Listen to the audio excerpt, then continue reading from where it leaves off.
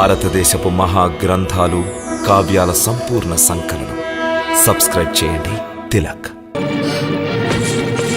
ఏమంటున్నావు శకుని? కుంతి తన కుమారులతో పాటు స్వర్గస్థురాలైనదా? అంటే అందరూ ఒకేసారి వెళ్ళిపోయారా?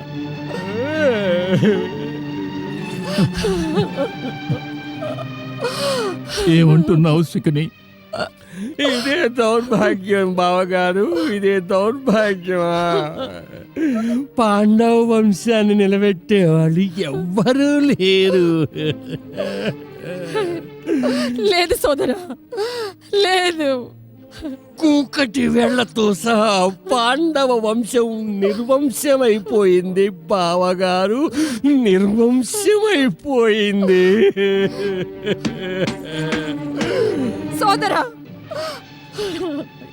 ఇలా ముక్కలు ముక్కలుగా వార్తను వినిపించకు. పుణ్యం ఉంటుంది ఒకేసారిగా జరిగిందంతా చెప్పు. సోదరి కుంతి తన 5 పుత్రులు కాలగతిలో ఒక్కసారే వెళ్ళిపోయారా? ఒక్కసారే వెళ్ళిపోయారా? సోదరా, ఎలా జరిగింది ఈ ప్రమాదం? ఈ ప్రమాదం ఎలా జరిగింది? నేను ఏం చెప్పను సోదరి గాంధారి, ఏం చెప్పను. నా మనసు ముక్కలు ముక్కలైపోయింది. అందుకే ఈ వృత్తాంతం అంతా ముక్కలు ముక్కలుగా బయటకు వస్తోంది. అరే, ఈ వృత్తాంతం ఎంత భయంకరమైందంటే నా నోటితో నేను ఎలా తెలియజేయను, ఎలా తెలియజేయగలను బావగారు? ఈ వృత్తాంతం అంత భయంకరమైనది.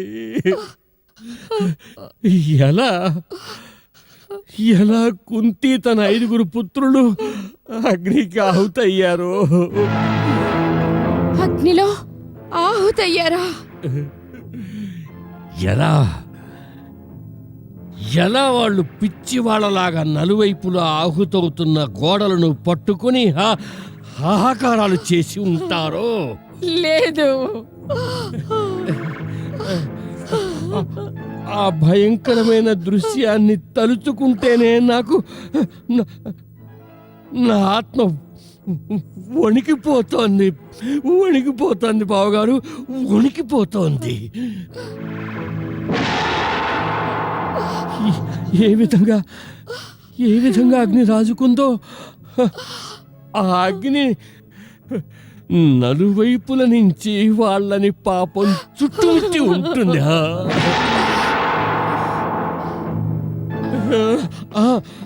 బావగారు, మన సైనికులు వాళ్ళని రక్షించడానికి ఎంతో ప్రయత్నం చేశారు. నగరంలోని ప్రజలందరూ బిందెలతోటి నీళ్లు తీసుకొచ్చి కుమ్మరించారు.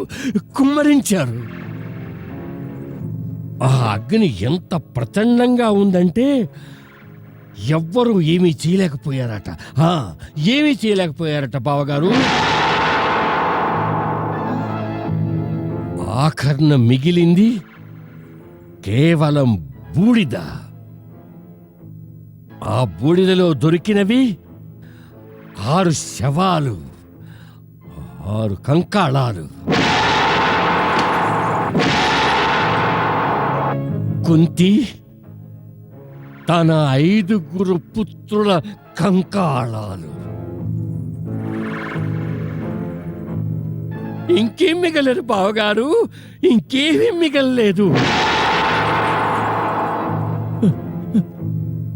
6 కంకాళాలు మిగిలాయి, 6 కంకాళాలు.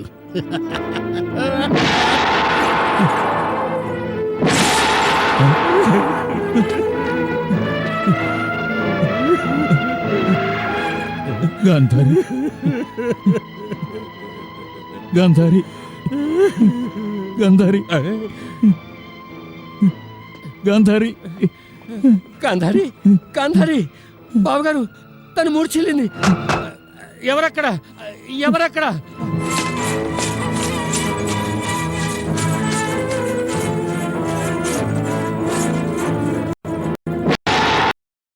త్వరగా రండి, త్వరగా రండి. మహారాణి మూర్ఛిల్లినారు, మహారాణి మూర్ఛిల్లినారు. త్వరగా రండి, త్వరగా రండి, రండి. జాగ్రత్తగా అంతఃపురానికి తీసుకెళ్ళండి. జాగ్రత్తగా, జాగ్రత్తగా తీసుకెళ్ళండి. అంతా సర్దుకుంటుంది మహారాజా, అంతా సర్దుకుంటుంది. మీరేం చింతించకండి.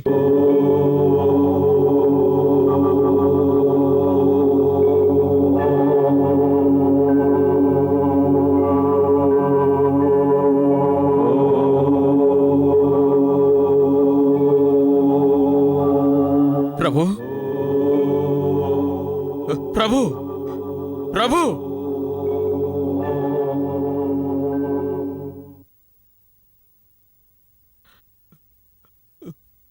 ప్రభు, ఒక దుఃఖకరమైన సమాచారము ప్రభు, దుఃఖకరమైన సమాచారము. ఏమైంది అక్రూరా? ఏమిటా సమాచారం? ఎవరి గురించి? పాండవుల గురించి. పాండవుల గురించా? ఏమైంది వారికి? చెప్పండి అక్రూరా, ఏమిటా సమాచారం? మాట్లాడండి అక్రూరా, ఏమిటా సమాచారం? ఏదైనా ఏదైనా దుర్ఘటన జరిగిందా? అవును ప్రభు. ఏమిటా దుర్ఘటన? ఏమిటా దుర్ఘటన అక్రూరా? ఎలాంటి దుర్ఘటన? అదేమిటో చెప్పండి. ప్రభు, పంచ పాండవులు తమ తల్లితో సహా వారణావత పుణ్యక్షేత్రంలో మహేశ్వరునికి వార్షిక పూజ జరిపించడానికి వెళ్ళారు. వెళ్తే ఇప్పుడే హస్తినాపురం నుంచి సమాచారం వచ్చింది. వారణావతంలో వారు విడిది చేసిన మందిరంలో ఉన్నట్టుండి అర్ధరాత్రి సమయంలో నిప్పంటుకుంది ప్రభు, నిప్పంటుకుంది. నిప్పంటుకుందా? అవును ప్రభు. అన్నదమ్ములు 5 తమ తల్లితో సహా అవుతయ్యారా? అవును ప్రభు, కాలిపోయారు, కాలిపోయారు ప్రభు, కాలిపోయారు. పాండు మహారాజు వంశం సర్వనాశనమైపోయింది. లేదు, సర్వనాశనమైపోయింది ప్రభు. కృష్ణ, విన్నావా నువ్వు? అగ్రజ, విన్నాను. ఈ సమాచారం సత్యమైతే అది దుఃఖకరమైనదే. నా నమ్మకస్తుడైన గుప్తచరుడొకడు ఇప్పుడే హస్తినాపురం నుంచి వచ్చాడు. ధృతరాష్ట్ర మహారాజు రాజపరివారంలోని ఇతర సదస్యులు వారికి తిలోదకాలు ఇవ్వడానికి యమునా తీరానికి వెళ్ళనున్నారట. నేను ఈ వార్త ఎందుకు చెప్తున్నానంటే, ఈ సమయంలో తమరు కూడా తమ మేనత్తకు ఆమె పుత్రులకు తిలోదకాలు ఇవ్వడానికి వారితో వెళ్ళవలసి ఉంది ప్రభు, వెళ్ళవలసి ఉంది. అక్కడికి వెళ్లాల్సిన అవసరమేముంది? అక్కడికి వెళ్ళాల్సిన అవసరం ఎందుకుందంటే కృష్ణ, అక్కడికి వెళ్ళి దుఃఖితమైన పరివారానికి స్వాంతన చేకూర్చడానికి. ఇలాంటి దుఃఖ సమయాల్లో వారి దుఃఖాన్ని పంచుకుంటే వారికి ఓదార్పు కలుగుతుంది. అది నిజమే అగ్రజ. కాని దుఃఖితులైన వారితోనే దుఃఖాన్ని పంచుకోవాలి. కాని అక్కడ ఎవరు దుఃఖితులు? రాజపరివారంలో పాండవుల మరణాన్ని గురించి శోకించేవారు ఎవరున్నారు? ఏమిటి? అవునన్నయ్య, వారందరి దుఃఖం కేవలం లోకం కోసమే. ఎలాగంటే ధృతరాష్ట్ర మహారాజు మనసులో కూడా ఈ సమయాన ఒక కనపడని సంతోషం ఉన్నది.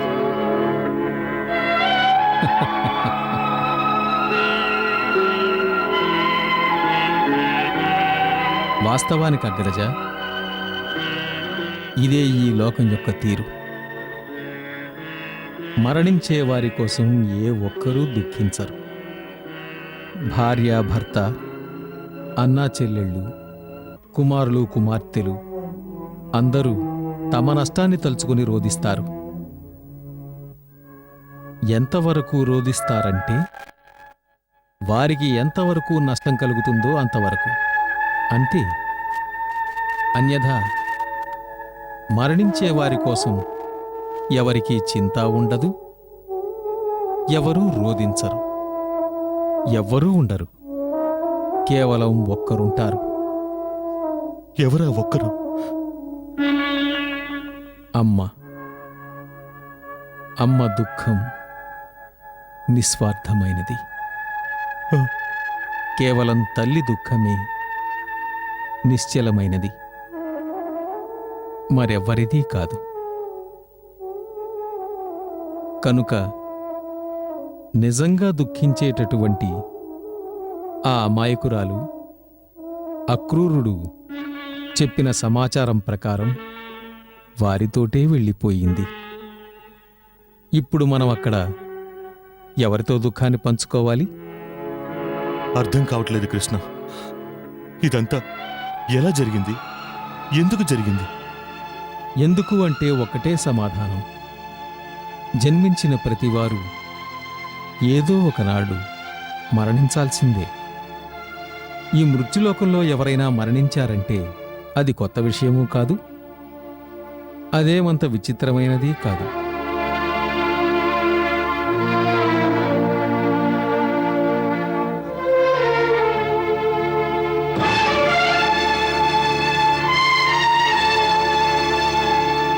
ఆ విషయం విచిత్రమైంది కాదు. కానీ నేనిప్పుడు చూస్తున్నాను చూడు కృష్ణ, అది అవశ్యం విచిత్రమైంది. అంత విచిత్రమైన విషయం మీరేం చూస్తున్నారు అగ్రజ? నేనేం చూస్తున్నానంటే, మేనత్త కుంతి పంచపాండవుల మరణవార్త విని నీవస్సలు దుఃఖించడం లేదే? అవునగ్రజ, ఈ సమాచారము విని నాకే దుఃఖమూ కలగలేదు. ఎందుకు? ఎందుకంటే శాస్త్రాల్లో కూడా ఇదే చెప్పబడింది. ప్రతి ప్రాణికి మృత్యువు నిశ్చయించబడే ఉంటుంది. కనుక జ్ఞాని అయినవాడు ఎవరు మరణించినా దుఃఖించడు. జ్ఞాని అయినవాడా? ఆ, నువ్వు భగవంతుడి నుంచి మనిషిగా ఎప్పుడు మారావు? నన్ను భగవంతుడి నుండి మనిషిగా తమరే మార్చారగ్రజ. నేనా? ఎప్పుడు? మన దగ్గర బంధువుల మరణానికి నేను దుఃఖించాలని నీవు ఆశించినప్పుడే నన్ను కూడా సామాన్య మానవునిగా మార్చినట్టేగా. లేదు. దగ్గర బంధువుల మరణం పట్ల సాధారణ మనుషుల్లాగా నీవు దుఃఖించాలని నేను ఆశించలేదు. మరి నువ్వు భగవంతుడిలాగా దుఃఖిస్తావని ఆశించాను. భగవంతుడు కూడా ఎప్పుడైనా దుఃఖిస్తాడా? నేను ఒప్పుకుంటాను, భగవంతుడికి ఎప్పుడూ దుఃఖం కలగదని. కానీ ఒక్క మాట అటువంటిది ఉంది. భగవంతుడు కూడా విహ్వలుడవుతాడు, తపిస్తాడు. అది కూడా భక్తుడి దుఃఖం. తన భక్తుడికి ఏదైనా ఆపద సంభవిస్తే తను చలించిపోతాడు. ఉమ్, అర్జునుడు నీకు పరమభక్తుడే కాదు, సకుడు కూడా. అతన్ని రక్షిస్తానని అతని తండ్రి ఇంద్రునికి నువ్వు మాటిచ్చావు. నీ భక్తుడి మరణవార్త విని నువ్వు తప్పించటం లేదు, దుఃఖించటం లేదు. ఇది నమ్మశక్యంగా లేదు. మరి ఎవరినైతే రక్షిస్తానని మాటిచ్చానో అటువంటి వారికి మృత్యువెలా సంభవిస్తుంది? ఇది నువ్వు ఆలోచించలేదా?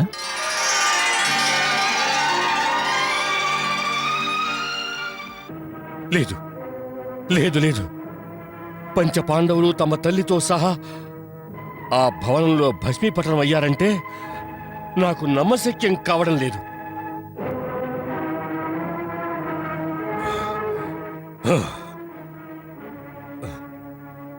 లేదు, ఇది అసంభవం. కానీ జరిగిపోయిన దాన్ని మీరు అబద్ధమని ఎలా అనుకుంటున్నారు? ద్రోణాచార్య, తమకు తమ శిష్యుల గురించి బాగా తెలుసు. భీముడు, అర్జునుడు ఎంతటి పరాక్రమ పురుష సింహాలు. అటువంటి వారు అగ్ని ప్రమాదంలో మరణించారంటే లేదు, నేను నమ్మను. భీముడు తలుచుకుంటే తన ఒకే ఒక ముష్టిఘాతంతో అత్యంత బలమైన గోడలను కూడా బద్దలు కొట్టి బయటికి రాగలిగిన సమర్థత గలవాడు.